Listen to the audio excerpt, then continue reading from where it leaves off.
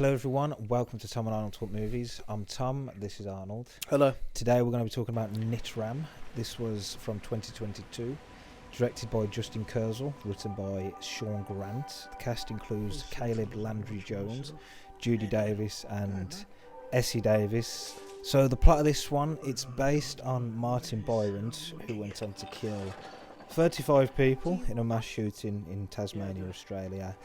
In 1996, Landry Jones plays Nitram, which is Martin backwards. Yeah. Throughout the film, we follow the events and get a look into his sort of mental state leading up to the shooting. And the various factors, what caused the mass shootings. So, what did you think, Arnold?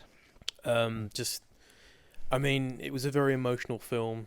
I think the performances are all fantastic, especially Caleb's performance. It's just done with such care and respect and dignity. Mm-hmm. I really enjoyed it. What did you think? Yeah, I really liked it as well. It's a very heartbreaking film. Yeah.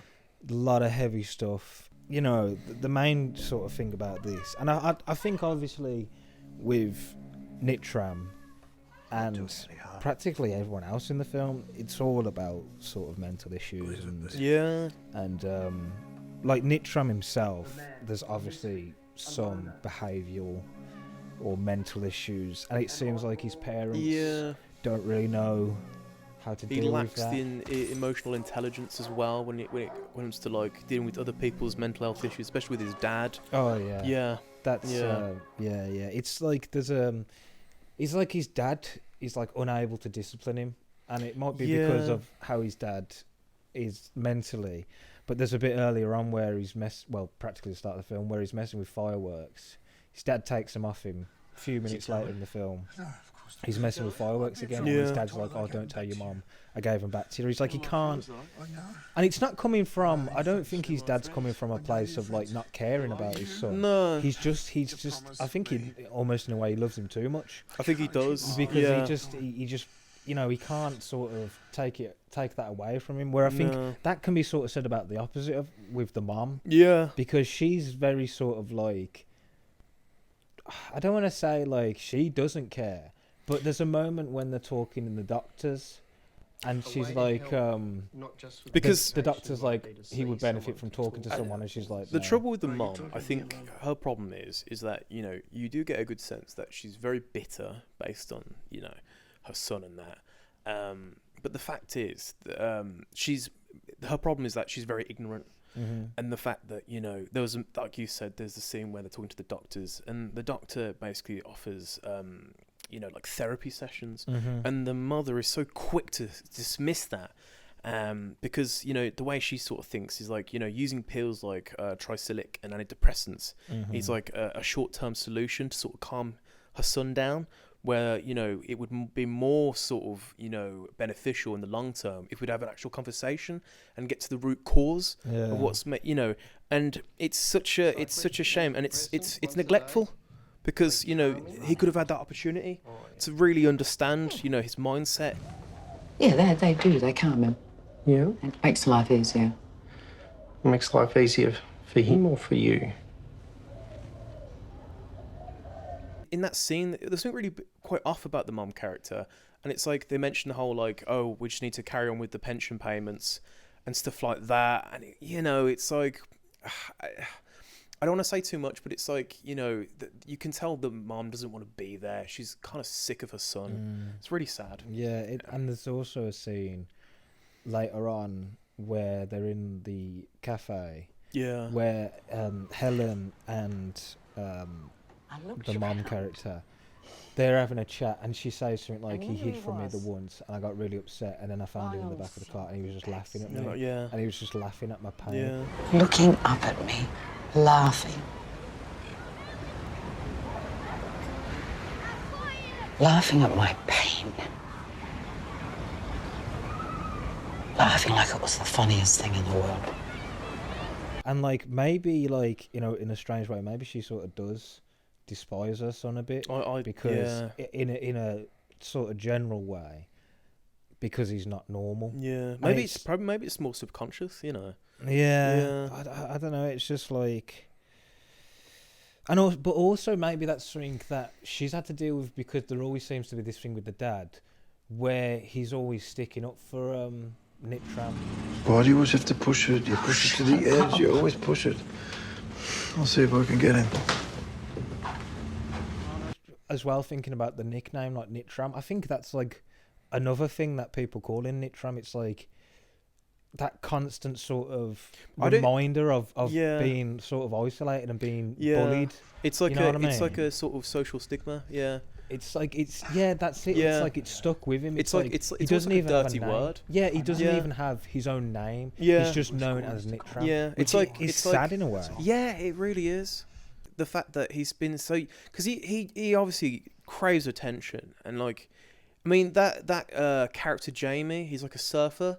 You know, he says hello, Jamie, and you know, the first instance he just walks away and just ignores him, and it's like he's had to put up with that all his life, and it's just so sad. And the only friends he sort of has is just school kids.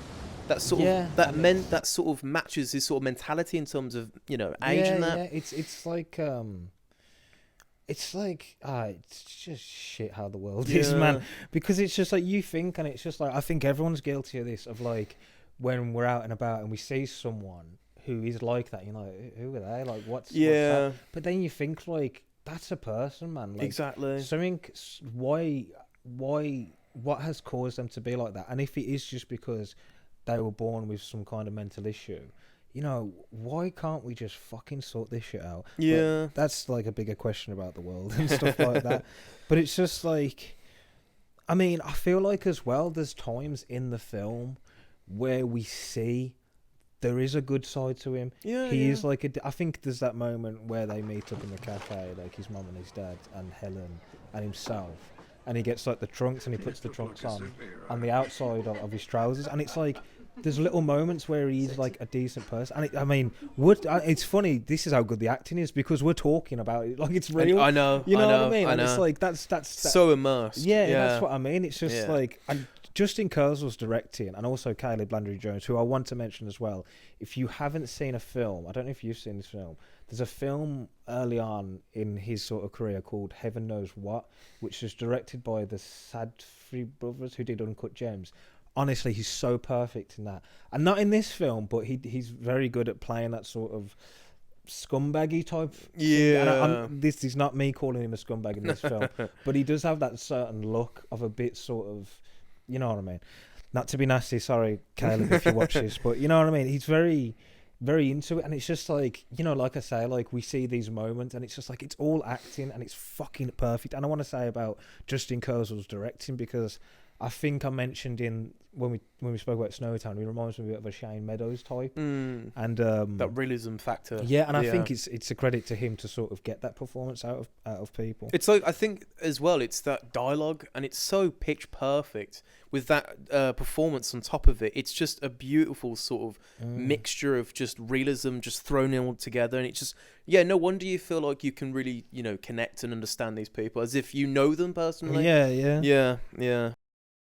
I think one of the most heartbreaking scenes though is when the dad is like suffering pretty badly with depression. Oh yeah.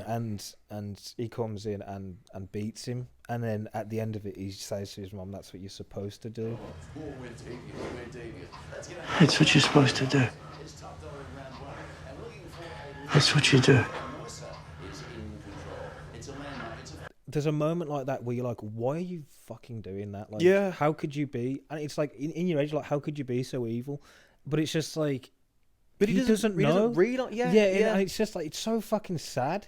You know what I mean? I love I said this about fucking Snowtown, but I love when you really, it's like looking into another world. You know what I mean? It really is. And the next scene afterwards, when he goes to the supposed new house they were meant to move in, and they got the new residents, and like, I think it's some time after like Helen's passing, and he tries to give them money. He goes, I can get the rest.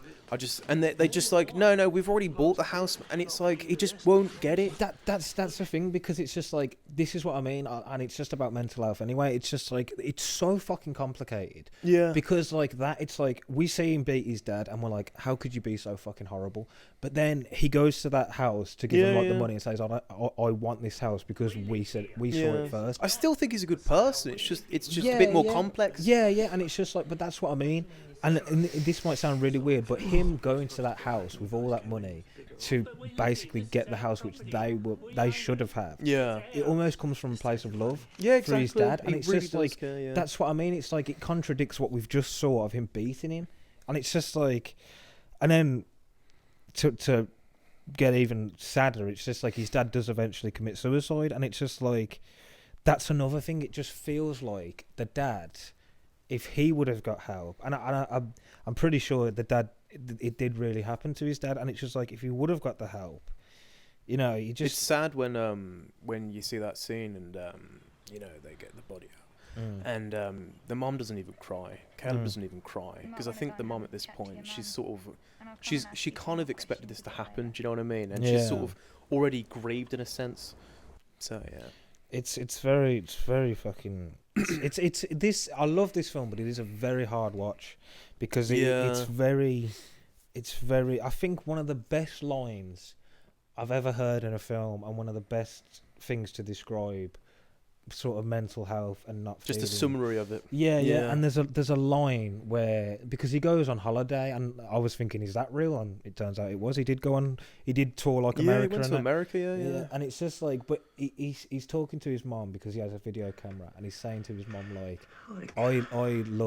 I'm watching myself, and I see someone else, and I want to change him, and I want him, but I can't get to him.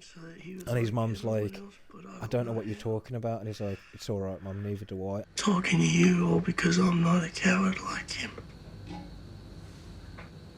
I don't understand what you're talking about. It doesn't matter, Mum. Neither do I.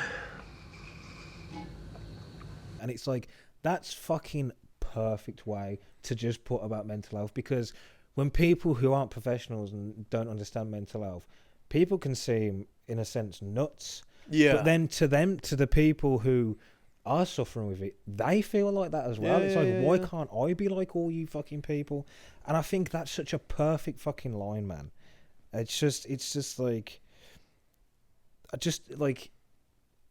Nitram, he's not capable of processing his feelings. No. Because, like, I mean, as well, Helen passes away and he causes it. In real life, they never really found out if it was actually him, but they were aware of the fact that he was. He used to like get the wheel and that, and it's just like, and it's like that's another thing. It's just like he becomes increasingly isolated and increasingly like and it's like one of them, because we don't see him like acting the way people normally act when someone dies, where it's like crying and grieving and all that, because he's almost sort of, I don't know. I mean, obviously, I think he's more angry at his dad, because I feel like in his head, he feels betrayed that he's gone, he's out of his life. But I also mean with Helen when she passes, because like he's in like her house because it's left to him, and he's got like the record player, and he's just listening to like static, and he's just like, and it's like he's not like, this is what I mean. He's obviously grieving there, and he's like, he's just like, in a sense, he's just trying to pass the time, if you know what I mean. And it's very fucking like, oh. It's sad as well, because, you know, Helen was really like the only true friend he ever had, because, you know, she didn't judge him, she didn't berate him, you know, she seemed to accept him. And I think that's the only time where, you know, there's a certain lighter moment in the film, you know, when he's walking the dogs and that. And it's a bit strange because you can kind of sense that, you know, she's dealing with her own mental health issues. I think what you get out of Helen's character with Nitram, because I think she sort of offers a sort of maternal relationship, Yeah, whereas yeah. you know, Nitram and his own mother, it's not really that intimate in the sense that, you know, it's a very much so a mother and son relationship. So there's that sort of element thrown in with Helen, I think, and she's very affectionate. There's that lovely scene where she teaches Nitram how to play chopsticks on the piano. That was really nice. One of the like really heartbreaking scenes as well is when he's at the travel agent, and I think it's just after is it his dad's funeral, Helen's? I think it's his dad's funeral, and then like he just breaks down crying because he just wants to go away because he was supposed to go away with Helen, and it's just like, will you go with me? yeah, and it's just like there's that sort of grief coming through, That human, but it's side, like yeah. he can't, maybe he can't let he can't like he can't process it, you know what I mean? Yeah. He can't put what he's feeling into a category, you know what I mean? Yeah. And it's just not good, man, what happens to people. And saying that, with all that we've just been going on about his mental well-being, he can just walk into that shop and just buy a gun. And you got to think, like, you know, this is back during a time where mental health isn't really taken seriously. In order to, you know, attain a license to even purchase a firearm. Yeah. It's And to make a profit. Yeah, it's to That's make a it. profit, simply put. And, you know, the fact that, you know, the arms dealer goes to him, it's all right. I mean, if it was like a 9mm, I wouldn't be able to sell it to you. But the fact that, you know, you're literally paying for, like, what, an automatic? You know, it's like AR-15. Yeah. You can't believe it, can you? And it's like, you consider all those factors, the sort of neglectfulness from the mother's side in terms of doctor's appointments, stuff like that, to the arms dealer giving him the access to these. And it's like, no wonder it ended up how it, you know, what happened in terms of, you know. And it's such a depressing journey. Yeah. And when he arrives at, I think it was Port Arthur where it happened, it's like when he arrived at the place and we know what's in the bag, and he just sits down and eats some food and then pulls out the gun, and then straight cut to like the news report and his mum's just there, and it's just like, Yeah. it's just like I might be quoting Mark Commodia, because I'm sure I've seen a review where he mentions, I don't know if it was, it might be this, I might be subconsciously riffing him off, but I've admitted it. But like, So that's that. yeah. But this film is full of if onlys, if you know what I mean. If only he wouldn't have been sold. Yeah. If only he would have spoke to someone. It's about almost his mental cruel health. because it's staring you right in the face, and you Yeah, feel yeah. like you want to intervene because you're so invested in these characters. It's almost like torture. It is. It's just one Yeah. of them. It's like there's so many things that could have stopped it from happening. Yeah. Some even simple things, you know what I mean. Yeah. And it didn't. And 35 people died because of it. And it's frustrating when you get to the end and you see that sort of thing where it's like there's more arms in Australia than there was in 1996. And yeah, I think mass shootings in Australia have gone down because of the Since regulations then, they've brought in. But you know, in another country, there's a lot more of these shootings which shouldn't be happening, but apparently no one does anything about it. Yeah. It does make you like this. It's one of those. This film sort of, it makes you angry. It makes you sort of upset, and it's just like Breaks your heart. yeah. You just can't believe how like you just can't believe it, man. Especially when you sort of compare it to sort of today's standards. And it's like, you know, I mean, it wasn't even that long ago. 1996, that was, you know, 26 years ago. It just, and this is nothing about the film itself, but it just left me with a sense of sort of emptiness and frustration. Yeah. You know what I mean? It's just, I don't know. If I have to say one thing though, just because I have to be a bastard, I did prefer Snowtown to this because, and it might be my expectations of what I thought this film was going to be, but Snowtown's a lot more gritty and a lot more sort of hands-on, if you know what I mean, in terms of the camera movements, whereas this is a lot more... It's more straight. It's more professional looking, if you know what I mean. And I think maybe I was expecting it to be Because you mentioned like you liked the style of Snowtown. Yeah, and a there bit is, more than there is that in this, if you know Yeah. what I mean. Like it is sort of that realism, if you know what I mean. Yeah. But Snowtown, I feel like did it a lot better. Yeah, You know what I mean? And like that's just me being like a twat though, because like I do love this film as well. And it's just fantastic. like maybe that was my expectations of the director and the writer. And I hope, I mean, it seems like they're doing like Shaun Grant and Justin Kurzel. It seems like they're almost doing a sort of like different history stuff from Australia, because there's Snowtown, which is John Bunting. There's this, which is Martin Byron.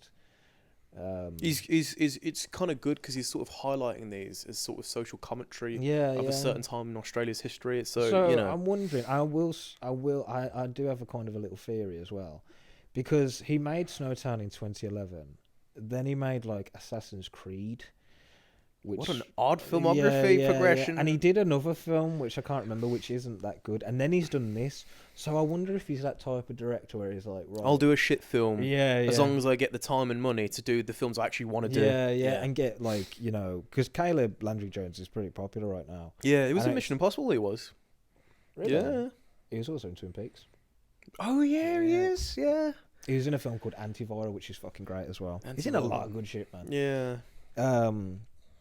But yeah, it's just like, I wonder. I hope this little writer-director partnership, I hope it continues and we get more sort of Australian history type stuff, and maybe they'll get an even bigger budget and go even further and all that. But like I say, that big budget doesn't. It doesn't really make any difference, to be honest. But yeah, absolutely brilliant film.